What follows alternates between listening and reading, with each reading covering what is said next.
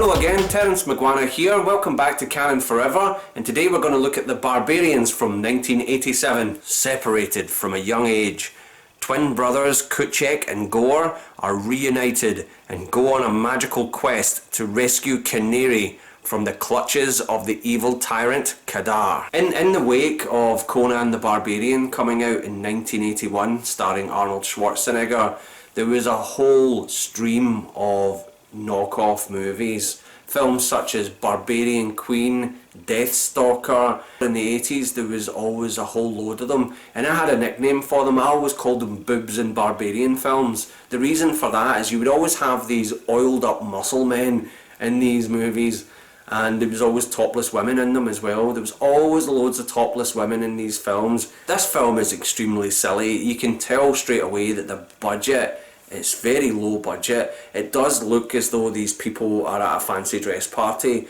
or they're a group of LARPers. For those people not in the know, LARPers are live action roleplay, right? Where you go to these events and you carry out these sort of live action, sort of Lord of the Rings, fantasy sort of roleplay games. I've never been to one myself, but I've known lots of people that really into LARPing, right? And this film really makes me think of that. The opening scene in this movie really dragged, where these characters are travelling in this wagon and they're being assaulted by these villains. Very similar to the opening in Conan the Barbarian. It feels as though it takes a long time until we're introduced to the Barbarian Brothers, right? We see these characters as children. They're both made slaves, where they're carrying boulders around for their whole life and getting whipped and stuff like that, right? And that was reminiscent of that moment in Conan the Barbarian where he's got that wheel of death thing that he's got to push and he just transforms into Arnold Schwarzenegger. It was a total knockoff of that, right?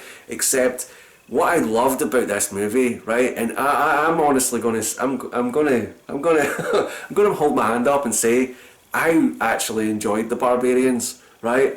The opening was boring as anything. The whole introduction to these characters was extremely boring. But then, when these two lead actors appeared, right? Peter and David Paul, bodybuilding twin brothers, when they first appeared, right? And when they first meet each other, they're in this really bad gladiatorial battle. I was just so engaged. I love these guys, right? Honestly. The two Barbarian brothers, the two actors in this film, they have just so much charm, right? As soon as these characters appeared, this film actually came alive. As much as it was a real cheap ass movie, right, where the sets were awful, the styrofoam boulders everywhere, and the awful costume design. Whenever these characters were on screen, I was totally entertained. They were like the kind of heavy metal stoner characters that you used to get in 80s films, right? The thing that was a bit of a misstep for it is they should have made it an out and out comedy. As much as this film is really funny in parts, you don't feel like it's trying to be funny. That's the thing, you feel like you're laughing at this film, right? You do feel like you're actually laughing at the hokiness of it. You can see that there's effort. There is some effort here, right? And hats off to them. I understand that the budget was minuscule, right? And it was made in Italy. It was an Italian co-production with Canon. I felt like these characters were just doing everything with a knowing wink. That everything was an absolute joke to them. There's a scene where he chops off this creature's head and then uses the head to sort of scare this girl, like, oh, there you go, you know. It was just, honestly, it was like two guys out on the town just having a laugh. Richard Lynch plays a typical villain that you see in these types of films, and I think he's done it a dozen times, right? But there was a bit earlier on in the film where one of the children runs up and bites his fingers off, right?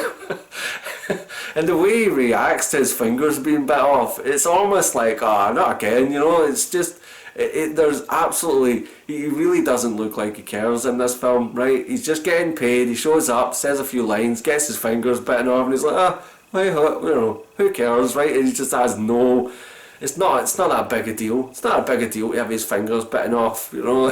And it looks so fake as well. I love how fake this film looks. There's a part in it where they have to slay this dragon.